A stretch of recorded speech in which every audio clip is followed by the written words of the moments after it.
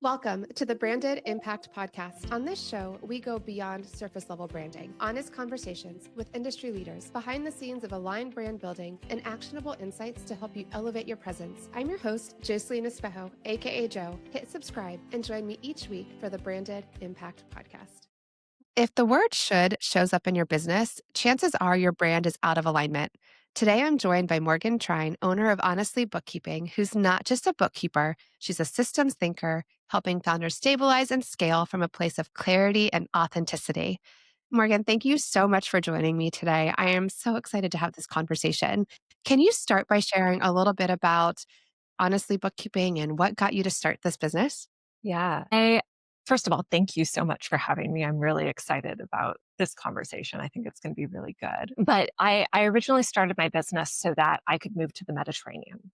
So my degree is actually in ancient Mediterranean history. And I thought I wanted to go continue in academia, realized that was not going to be for me. And what was more important was physically being near the history that I studied. So I then was like, how am I going to fund this? Because I didn't want to figure out visas and work visas because that's a whole can of worms that was just too much for me at the time. And I decided that I would start a remote business. And I went through a couple of courses to learn, how do you run a remote business and work from anywhere? This was in 2017 when I made this decision. The digital nomad was just sort of really kicking off and becoming a known thing that someone could do.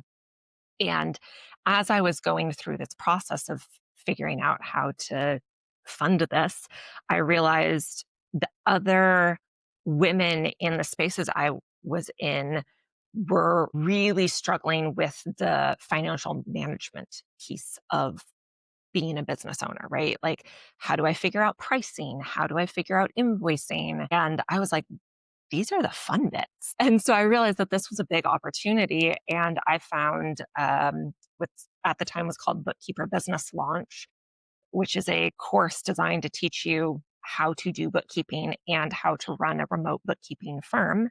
And I said, that is it. And I did the course and moved to the Mediterranean for the first 6 months as I started this work. Amazing. I love that you found a way to pursue your passion and you're like, and we're going to do this my way. The Mhm. work visa, that whole thing, too much. So you found a workaround. And then that you found something that truly lit you up because most people don't say the bookkeeping is fun. Most people have a different approach to that. So I think it's great that you're like, hey, this lights me up. I can serve and it allows me the flexibility to do what I want to do.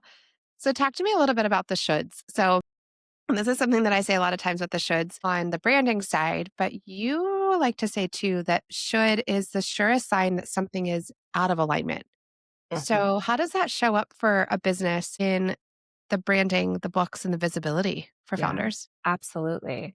So I've been doing this for the past 8 years. And I think to be able to continue to work for yourself and, develop a brand and develop a business, there's deep personal work that is required. And so what I started doing was working on myself and working through all of the self criticism and perfectionism and all of the other detritus I had picked up along the way of growing up and living in this world and starting to be intentional about what I choose to believe and how that impacts how I show up. So it started personally. And what I realized is that the should always showed up for me when I was ashamed of something. And that I started just clocking, when do I say should? And that showed up in, I think early on you can see it in other businesses. You should develop and build out your website before you start selling. That was, now that I have perspective, I looked back, that was one of those There's things when I was you know, so many shoulds. Like, so I many things. should build a website. I should have a logo. I should post on like all the shoulds. Mm-hmm. And so for me, I started realizing that every time I said should, I physically didn't feel good. It didn't It didn't Interesting. feel good in my body, whatever I was saying. It was something that felt out of alignment. And I realized as I started getting curious about when I was using that word should, it was always built on something external to me, something that I had heard from someone else, or just narratives that we have growing up, in this current moment in time and society and culture. And having that ability to start realizing that when I was using should, 9 times out of 10, it was based in something I didn't truly want to believe or take action based on. And so being able to then back out of that and go, oh, I'm using the word should. What do I really believe? What do I really want to take action based off of instead of this presumed should? That's very interesting. And I think I like that self-reflection, and I think so many of us will take time blocks, and that's, I'll relate it to the branding and creating content. I can't tell you how many times I had a calendar, a block on my calendar to do it, and I'd be like, "Yeah, I know I should do this right now, but I'm gonna do something else instead." And whether it be focus on my business or doing laundry, honestly, it was anything. And so I find it very interesting that you became curious, as you like to say it, and you start identifying opportunities where should was really just a mask for not wanting to do something, or maybe you said, I think, ashamed. And I think that's where a lot of times, too, and especially when it comes to numbers, this is a hot topic for a lot of people. They want to push off looking at the bookkeeping and looking at the numbers because they're embarrassed in some sort of way, or not wanting to actually take a bite at the reality of what it is. Because then once you also understand what you're doing, that means that you're going to have to do something about it, or you're going to end up in the same situation over and over and over again. Absolutely. And this even shows up in a way that I don't see anyone else talking about, which is as a business owner, you should be able to do your own bookkeeping. Hmm. And there's this presumption that it's a just like data entry admin aspect of your business. And the reality is, it actually requires a specialized set of knowledge. I have to understand the tax implications and the tax law around the decisions I make as a bookkeeper. And that's something I had to study. But the way we talk to small business owners, and especially female business owners, is that you should be able to do the bookkeeping. And there's no conversation about the fact that it is specialized knowledge, right? Like, no one tells you you should be able to write your own contracts, right? We understand that legal work is a specialized set of knowledge, even though it is just like you have the ability to type and to create a document, but it's based on this specialized set of knowledge. And yet we don't have that same should, that same presumption when we talk about legal work as we do with bookkeeping. That's so true. And it is. It's on the list of things that, and it's hard for people to let it go. Mm. And then I think too, there's a caveat that though, because I know from my personal experience, if I have someone doing it, it's out of sight, out of mind as well. So there has to be this balance between having help, and at what level. So it's a bookkeeper, or for us, it was like the first thing that we got was somebody who could do more like accounting, tax advising, that kind of thing. But that didn't come on until later in life when we got to a certain point where I was like, okay, now I no longer want to do this myself because there's tax implications involved. Where reality is, we could have used a bookkeeper giving us guidance much earlier in the business or in our personal lives as well. But I think it's just one of those tasks where, and then I think I will say that this is a good job on things like QuickBooks and like those tax companies out there that are like, you can do it yourself. So we are bombarded a lot with advertisement and marketing in this world where there are do it yourself solutions. So somehow, and we'll attribute that to the great marketing for them, that they've got us convinced that we should do this ourselves. But then it's this balance where, like, when you do have somebody doing it for you, how are you still checking in? And you should still be aware of what's going on with your numbers, because that way you can make healthier decisions. And then we talked about it a little bit offline, but it's the mindset of it. So, how are you looking at the money coming in and going out? What are the decisions that you're making? And I think we've kind of lost sight in this digital world where it's so easy to spend money because it's automated, and then like swiping the card or right now we're in that season where I have things that are re-triggering because it's renewing and I didn't realize I had it on auto renew. I'm going, wait a minute. I completely forgot about that being a thing, but it's because I wasn't on top of the expenses or how I set it up. So I think these are all excellent points of the fact that you should have help, but then also still be aware of what's going on in your business and how money is being spent and things like that. Yeah. Well, and the other part of this too is that I, as the bookkeeper, cannot do the bookkeeping without your input. We have to be in conversation and in partnership with one another because, yes, there is specific tax law around certain things, but there's also a lot of room for interpretation. And the decisions I make are not binary in that way, right? There's this conception that bookkeeping is a very black and white process. And there are certain things where the tax law is very set, like there's not a lot of room to wiggle. But like all law in the US, it's based on precedent and interpretation. So there's also a lot within business that is open to that interpretation. And we have to have conversations because, you know, a really great example is Amazon, right? You making a purchase in Amazon, I can't just look at that Amazon transaction in the bank feed and go, oh, I categorize it like this because there's so many different things you can buy off of Amazon. And the way that you use that specific purchase in your business is different.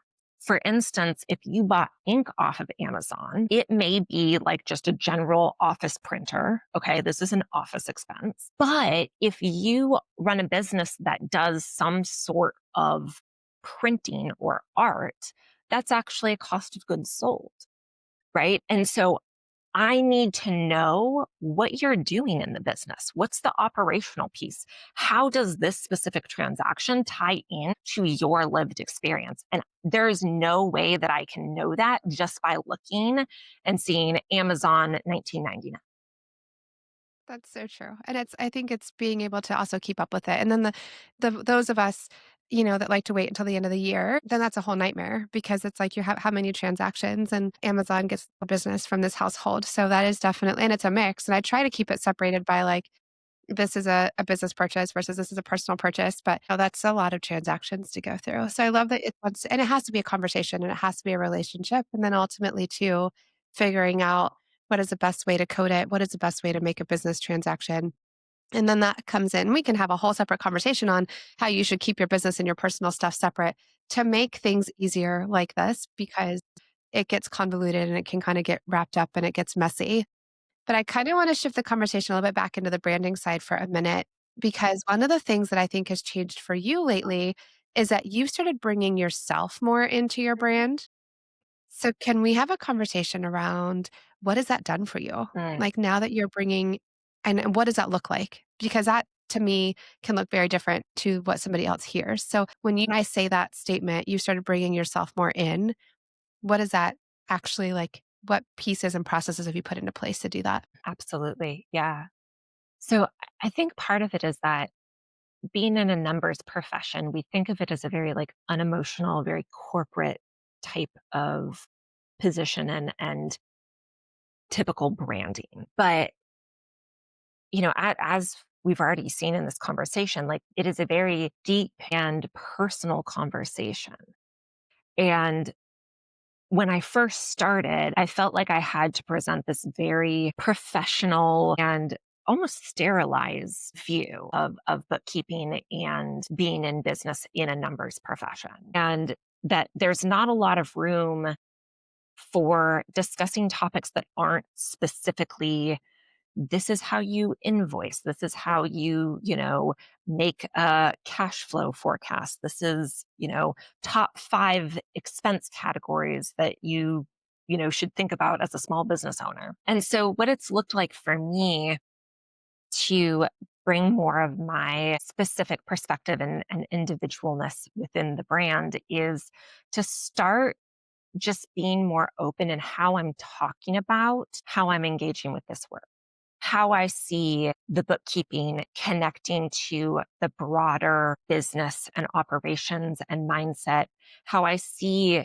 themes in our culture playing out in small business, and being willing to talk about my perspective in a way that's much deeper and more expansive than just, these are the top 5 mistakes you're doing in your bookkeeping. I think tying in, and that's where for me, there's so many bookkeepers out there. Just like there's so many brand agencies and things like that out there. But ultimately, what people, and I guess you're finding, is that people want to know the you behind the process and what differentiates you. So the fact that you're tying all these pieces into, you're highlighting that there is so much more than just numbers and that there is more to this than you are not just a data entry because so much more gets involved into that. So, like, yes. And I think this is one of the things, even with AI, that we're seeing. And I keep getting a lot of warnings from people that are in bookkeeping that are like, be mindful because, yes, certain softwares out there do have AI that can categorize, but I don't know if you've actually taken a look to go back and look and see what people they're categorizing. But I found a major mistake in mine the other day Mhm, where it categorized something. I was like, that's not right. And it shifted significantly. And that would have been a huge tax implication on me because it actually shifted something and labeled it as income. And I was like, that's not like it was completely mhm, off. mhm, And so this is where, that human touch factor, and this is AI can be an amazing tool, but you still have to look at it. You still have to review it because it gets a little crazy sometimes. It goes off on some complete different tangent. But the personal branding side, ultimately, for any of us that are in any type of business, I know that there's probably a handful out there that are very unique unicorns, but for the majority of us, we are doing a business that somebody else is doing. mm, We are not the only solution. And so then tying in the branding piece, and when I talk about the branding and the personal branding side, it's really letting people see the personality behind who you are, the why you're doing why you do. And you can do that in different ways. You don't have to physically get on and say, this is my why, although I encourage it. At some point, letting people know the why behind your band, because that become relatable. But in the sharing the trends and then making things relatable. And then I think in your case, it kind of sounds like you're trying to take out some stigmas where it's like, hey, listen, this is kind of what you're being taught. And then this may be why you feel the way that you feel, but really it's okay. So getting help, even though this is you should be able to do it by yourself, there's nothing wrong with you coming and getting help. And not only is there nothing wrong, these are all the benefits that I can help you with when you decide to take this off your plate. And to me, honestly, if you're listening to this podcast and you're thinking, is it something? I think bookkeeping should be on the very top, not top, but like high end list of one of the things that you outsource. Because yes, it may not be something that you can outsource in the very beginning, but unless you're a bookkeeper yourself, is that your zone of genius? Should that be where, and there's a should that be where you're spending your time? And I think for me, it was one of the first things I was able to let go. And it was because I'm not able to keep up with it consistently. I got really tired of getting to the end of the year and then having the long list of transactions to sort through. mhm. Then coming from the operations world I was in, I'm like, if I wait until the end of the year to look at what I did with my numbers, it's too late to make an impact on the year. It is done. And so if you can look at the numbers and make decisions quicker, you can make pivots and you can make changes when you still have time to impact it. So that's a little soapbox on those pieces too. I guess if you're thinking about, okay, and I loved how you said this too, that bookkeeping is brand feedback. We're going to actually tie this into how numbers can tell a story. But you say that bookkeeping is the canary in the coal mine. I guess tell me, how do someone's numbers reveal where their brand operation or mindset are misaligned? Mhm. Yeah. So, like I've said already, like there's this idea that bookkeeping is just this like siloed admin data entry task. And what keeps being true is that bookkeeping operations and mindset are deeply connected. So I can see when the business that I'm working with is going through some sort of operational shift because the process of doing the bookkeeping changes. Not even just like the numbers, but like I've been able to tell when clients are going through big scaling because all of a sudden we're not able to stay up to date with their bookkeeping. And I go, this means that there is some sort of big operation shift going on. And usually it's scaling. Sometimes it's scaling back. And so this is something where if someone also is going through like a brand refresh or wanting to shift what specifically they're selling, either, their packages or what's included, that the bookkeeping will end up following that in terms of, how we're actually collecting the data. Right? Like if you're going from selling like one-off services to a membership, the way that the financial data flows into the bookkeeping needs to shift. That means that what like specific software or technology we're using to facilitate that flow of information may need to shift. It may mean that like the person on the in the business who is handling invoicing now shifts to a different person who is like a community manager. That means that our point of communication, the person we need to ask questions to, shifts. And if none of that is communicated to us as the bookkeepers beforehand, it will then show up as all of a sudden, there's no recorded for that month because no one communicated that there was a change in how revenue was collected. So we're seeing, wait, these numbers, all of a sudden you're going from X amount in revenue to zero revenue.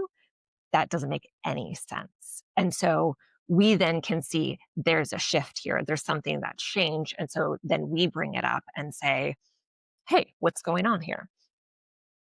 So again, that's another example going back to what I said earlier about how this is a conversation. This is a partnership. We can't operate in silos. And similarly, if there's some sort of change in branding, right? Like if you're going through an identity shift yourself and your branding is changing, then that's going to change how you show up in our relationship. And so if there's something in brand change that you as the business owner haven't fully integrated, we're going to have trouble communicating. We're going to have trouble. There's going to be something about these conversations we need to have to go through the bookkeeping that you become resistant to. So maybe, we were having consistent monthly calls to discuss the finances, and then there's some sort of shift that hasn't fully integrated, and you stop scheduling those calls. And so then we're not able to have the conversations. We as the bookkeepers can't stay up to date with all of the bookkeeping because we're missing that flow of communication. And so I can also see when business owners start going through shifts in identity or branding, because it can sometimes show up within those conversations that we're having. And that tells me this is a mindset piece going on that hasn't yet been able to be acknowledged and allowed, and it then impacts the bookkeeping. That's just another testament how branding is so much more than just the visual side. When I think branding, I think holistically, and it's all of it. It's the visuals. It's also how you're running the business. What's your client experience look like? What is your brand known for? And so you're saying here too, you can identify that and you can see it. And so it's just such a clear way, another opportunity to see that branding is so much more than just a logo on a website. It's what's going on in your business. Are you scaling? Are you scaling back to go forward? Are you struggling? I'm sure you probably see it when the business owners are getting burnt out because then now all of a sudden there isn't time in the day where I think maybe like that shock and awe and like, oh my gosh, like the scaling. And I know at one point over the summer I had a conversation about expenses and I was surprised by the tech stack and how much I was investing and doing all that stuff. And I had a conversation with a woman who is much further along in business than I am and the perspective. So I was like, man, I'm spending, and I was surprised by it. And she goes, oh, you're only spending that much? She's like, that's nothing. She, so then it's a perspective and a mindset shift where because you're in different phases and in your different parts of your business, it could mean different things. And then when you are bringing on a team, and then I think, what are some of the things that you're finding? And I guess when you are talking to business owners, like when do you think is a good time to bring on a bookkeeper? And then when do you know it's time to start to make that transition to maybe additional services? Because I'm assuming you have different tiers, correct? Yes. Like in support. But I think this is one of those opportunities to maybe have that conversation as far as get away from the shoulds but here's a general benchmark, and this could be different for everybody. When's a good time to really start considering bringing a bookkeeper on? Yeah. So typically, like you said, we are one of the first hires that small businesses make. And so it's very common for this to be one of the first things you take off your plate. And where I put it is I don't put it in a should. Like for me, there's not like a specific, you hit X amount in revenue, therefore you need a bookkeeper. It's when does engaging with the bookkeeping cause you anxiety, or are you not engaging with the bookkeeping at all? So, there's some business owners that have a very high tolerance for risk and, feel very confident in being able to use Google and research things around their bookkeeping and that they don't lose any sleep over that. That's totally fine. If that's you, great. Like you are okay with that. And I'm not going to come in and tell you, oh, you've hit, in revenue, therefore you absolutely must have a bookkeeper. And then on the flip side, like if doing the bookkeeping causes you so much anxiety or, you start categorizing yourself and you're like, but did I do it right? Like, is the IRS going to audit me? Like what happened? Like if types of thoughts are coming up, that's a really good sign to get support. Because again, a lot of that is based in this idea that you should be able to do it yourself. And so I'm here to tell you, like, no, this is specialized knowledge. If you want to invest the time to learn that, do it. But if you don't want to invest that time, that's fine too. And there's lots of ways to get various amounts of support. Right. There's ways to do, hand off the bookkeeping entirely. There's ways to do bookkeeping reviews. There's ways to, just like have a bookkeeper on retainer and ask them questions and go, hey, this new scenario popped up. What do I do about it? And so that there is the ability, no matter what stage you're at, to get support. But it's really about getting honest with yourself of, am I actually managing this myself? Right. And if you're not doing the bookkeeping at all, or if it's causing you so much stress that it's taking your energy away from where your zone of genius is, right? Like if you're losing sleep over categorizing your transactions and then, you're not able to show up and like do your client delivery in like the way that feels good to you. Yeah, like that's a time to start outsourcing this. Well, and I'm like, don't let yourself get there. I want to actually encourage you to look at it sooner than this point. Don't be the person that's waiting till the end of the year or waiting to prepare your taxes. So that's when you start to look at the numbers. So talk to me a little bit about the benefit of knowing your numbers throughout the year. If you're confident in it and you're not worrying about it and you're not losing sleep, then you can also show up differently in your business. Talk to me about some of the benefits of knowing, and it's not just categorization. Like that is a huge piece of it, but there's more to it than just making sure each transaction has the right line associate or description associated to it. Yeah, yeah. So when you wait until the end of the year to do bookkeeping, you are always going to be in a reactive space, right? You are looking at the past and unable to affect change based on that. And so when you shift to doing your bookkeeping monthly, you're shifting to being in the present moment. And so you're keeping up to date with what is. And some people, they want that. Like that's enough. And they don't need to use their bookkeeping to make decisions. Like some people do have a very good, just sort of gut feel of the money. But there also are people where the next step is to be proactive and start looking to the future, right? Because when you're able to keep things up to date, like in the present, you then can move into that proactive space and start looking at what are my finances now? And then what do I want to be? What dreams do I have? What goals do I have? How can I start affecting change in the future? Right. And so it's this this process, right? And again, there's all of this language about like being able to make decision with your finances. but it's a stepping stone. You have to be able to get caught up with everything that happened before, stay present. And then once you have the process and systems in place to stay present and current, then you can start moving and looking to the future. And then you can start asking yourself questions. What would it be like if I made this decision? And then track that in real time with your bookkeeping. And, I want to meet this specific goal in the next 12 months.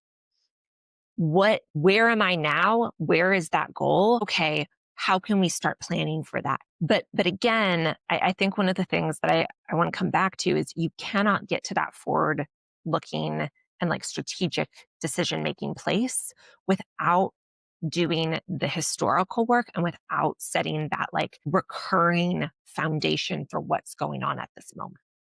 Well, and then how does that impact your nervous system and alignment? And then for me, we talked a little bit about the mindset piece, but, you know, that has to have a significant impact on how you can even not only stop being reactive, you can be proactive, you can dream, but then it's allowing you to dream and come up with an action plan that's doable, right? You don't have to dream in this, like, I hope I can maybe figure out how to do that. The numbers can tell a story and then you can make the impact. But then you've talked about how that impacts our nervous system and the decisions that we're making. And I'm assuming if you're confident in your numbers, you can be confident in a lot of aspects of your business differently. Yeah. Well, I think it's not even confidence in your numbers. It's that when you experience agency, your system feels safe. So what I see is that when you are behind on your bookkeeping, right? You're avoiding it and there's fear and there's anxiety and stress. You can't make an impact because you're reacting to the past.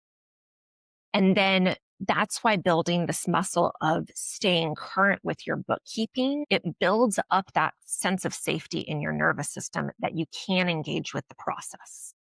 That if you can tolerate the feelings that you experience when you look at your numbers in the real time, that building up that tolerance, building up that habit of engaging continuously, then allows your nervous system to shift. And when you then go, okay, let me look to the future, let me make a choice, and then see how that choice then impacted your finances and your numbers, you build a sense of agency and autonomy within your nervous system that you can make a difference and that you can't go from being reactive and like looking at historically to feeling like you can affect change without sort of that middle step. And so when you start making those forward looking decisions, you're building the lived experience that you can make a choice, it can make a difference, and you have the ability to do that. And then it just becomes building up the habit of successfully making decisions and impacting the future. And I tie that in. I'm listening to you like that sounds so beautiful and amazing. And then I'm also tying that into the confidence of if I can make a decision and be confident that I have information, I'm willing to play the game. This ties into risk tolerance, all of those things as well. But I think if you're able to have a little bit more of an understanding and then the impact. So if you can have that history, I've made a decision before, this is the impact. I made this decision and this is the impact. And then I would think too, at least for me in my experience, it's helped me build up a little bit more risk tolerance because I've then be able to see you did take a little bit of a leap here and it worked. Or you took a leap here, it didn't work, but you still recovered. So it's okay. Like every decision isn't always going to be a game changing winning one, but you have to be able to make those risks. You have to take those steps forward. I like to say too, I like to fail forward. So it's like, I know I learned from this mistake. What am I going to make and how am I going to change it for the future? And then look at all the wins because I think that's why sometimes too, we like to focus on all of our failures because those tend to be the heaviest ones that we carry. But in looking at the numbers and in looking at the past and in anything that we're doing, if you take a minute to look back at what worked as well, then you can celebrate those wins. And then most likely what you'll find is that the pattern of winning is so much bigger. It's just we focus on sometimes the things that pull in a different direction. And I've tied that in with the branding or building a business in general. I like to move the bar. So I set the bar, I attain a certain level, and then I push the bar again. And then I find that I'm in this constant struggle of I'm not where I want to be yet. And oh goodness, like why can't I get to this next level? And then sometimes I hit pause and then I go, oh, but wow, I dreamed about the day that I was going to get to the level that I'm at now. I've just gotten so caught up in meeting that next level that for some reason in my mind, I'm like, you're not successful. It's like, no, you weren't here. There was a day 2 years ago where you were hoping you could even get to a certain revenue goal or a certain impact thing or whatever your goals are. And then you have to take a second to reflect back. And to be honest, I think looking at the numbers is one of the easiest ways to do that. Yeah. It makes you sit down and look at how much revenue has come in and how much the different things. And I I think to me this is an opportunity for people to start to change the narrative on money because I'm guilty of it. Like I will put off the books and I will put off looking at all those things. And then now I've started to make it a little bit more fun. I call them money dates. And then every Friday I'm taking a minute to like stop and look and be like, what came in? How can I categorize what came out? And then I'm looking at the expenses different. I'm actually looking at like trying to be grateful. I'm not there yet. My mentor encouraged me to be grateful for every single transaction that went out, right? So I'm grateful for some. There's definitely some that I'm like, okay, still working on the gratitude piece. But if you can start to shift the mindset on how you look at money coming in or coming out. And so it's taking that time and opportunity to be grateful for all of the clients that said yes and all the money that is coming in. And then now that mindset shift that I'm working on is being grateful for every dollar that is going back out.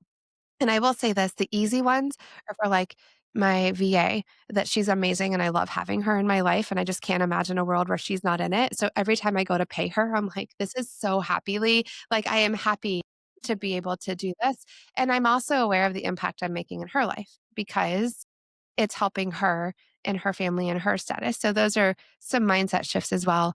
To me, like money has such a negative stigma. The bookkeeping has a negative stigma. So you're in this world and what is something that you recommend for a business owner that's coming in? I will be the first one to say it. Like, I'm embarrassed to have somebody take a look at my books because I feel a certain kind of way. So that to you is a clear sign of a misalignment in my stuff. But what it would be like the first thing that you would say to me or somebody who's like, Morgan, I know I need help. I know that a bookkeeper is the right decision, but because of all the stigmas, because of all the things, like I'm embarrassed. I don't want you to look at that. What's the first thing that you would say to us to help us overcome that objection? Yeah. That's honestly like the most frequent thing that I hear when I'm having a consultation with a new client is that embarrassment, right? And what I would say, there's two main things. One is that the most important decision is the willingness to engage with the process. So just by saying, like, I would like help with this and I am going to show up, that makes all of the difference. Like, the number one thing that I hear from other bookkeepers that makes clients not a good fit and like we bitch about in like all of the things, it's like clients that just won't engage, won't respond, won't communicate. That's the number one complaint from professionals. And so if you're showing up and going, I feel vulnerable, I'm embarrassed, but like I'm ready, let's work together, you've already surmounted a huge hurdle. And then And the that just other seems so thing, simple. You just have to be willing to engage yeah, and just be willing to have the conversations. yeah, yeah. And then the other thing I would say is that most times what you think is like very, very messy, probably not messy. Like we've had clients that came in without any bookkeeping and it took us 3 years to get caught up, right? Like there's a whole range and it's our job to like make order out of chaos. That's part of what's fun for us. Remember, like you are giving us a puzzle that we get to play with and put together. The thing that makes it not fun is if we don't have communication, if we don't have that relationship, if, every time we reach out and say, hey, is there another credit card? Because it looks like there's some transfers going on and we don't hear from you for 6 months, that's where things get contentious and difficult. And like, we can't do our work if you're not engaging. So again, it comes back to just like be willing to have the conversations. And so therefore, finding the right bookkeeper is about finding the people that you feel comfortable having conversations with. I think that's gold. And I think I know I encounter the same thing with branding. So a lot of people come to me and they're like, I'm embarrassed to even have you look at anything. And I go, the fact that you even had the courage to get started, game changer. And I go, very rarely, I don't even think I can think of anything where I've been like, what were you thinking? Right. I've never looked at anybody's branding and been like, oh my God, that's embarrassing. You shouldn't have done that. I look at everyone's branding and I'm like, okay, awesome. Here's your baseline.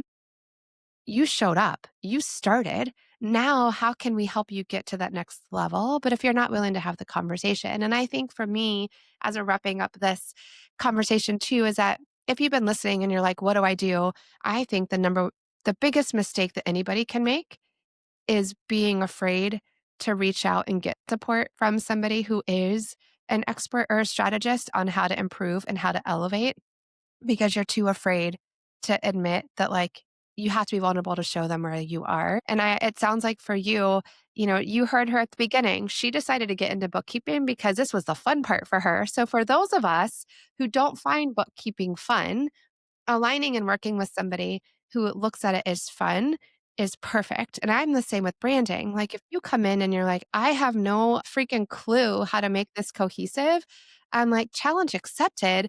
And this is what I thrive in. This is what I love to do. And I never for a second look down on anybody because you don't know what to do. And I look at my clients and I'm like, but you know how to do your job and what you're doing in this world. So that's what you get to focus on and then allow me to help. It's too late to get started. It doesn't matter where you are today. If you would like to make an impact and you would like to make a change, you have to reach out and you have to start. And unless you do something different, you're going to find yourself in the same boat in the future.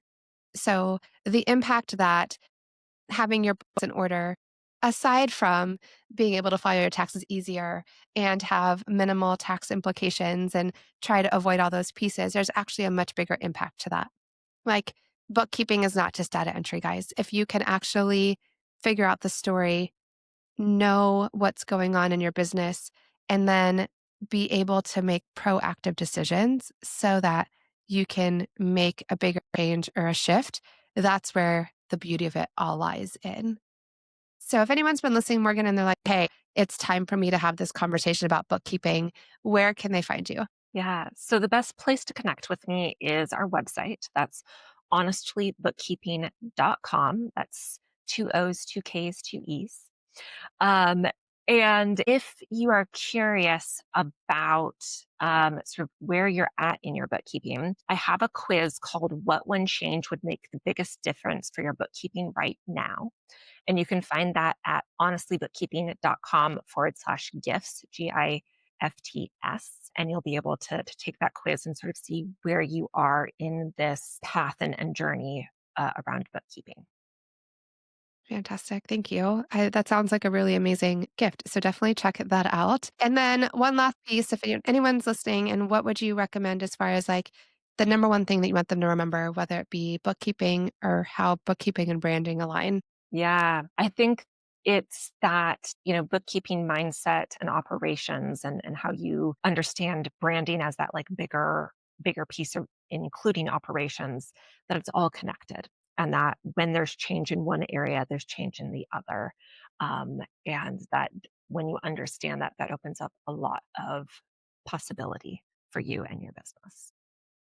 So much possibility and just freeing up space in your mind. I think, like, I find, I don't know about you, but for me, when I'm, I've got space and I've got time to think and be creative and really lean into where I want to be focusing on, that's when I've seen the biggest scaling in my business. When I get tied up in all of the shoulds and all the things that are, I guess, mundane, have to be done, the things that like I really should not be focusing my time on, but I felt like somewhere it had to be done by me.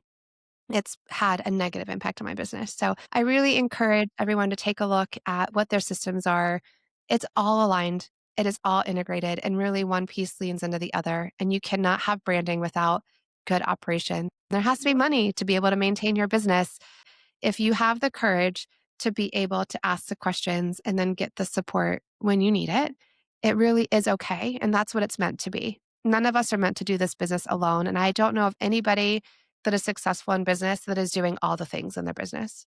There has been support brought in at some point, and bookkeeping is one of the top things to go first. So don't be afraid and don't hesitate. And if you've been listening to this episode and you feel that you know somebody who could benefit from listening, please share.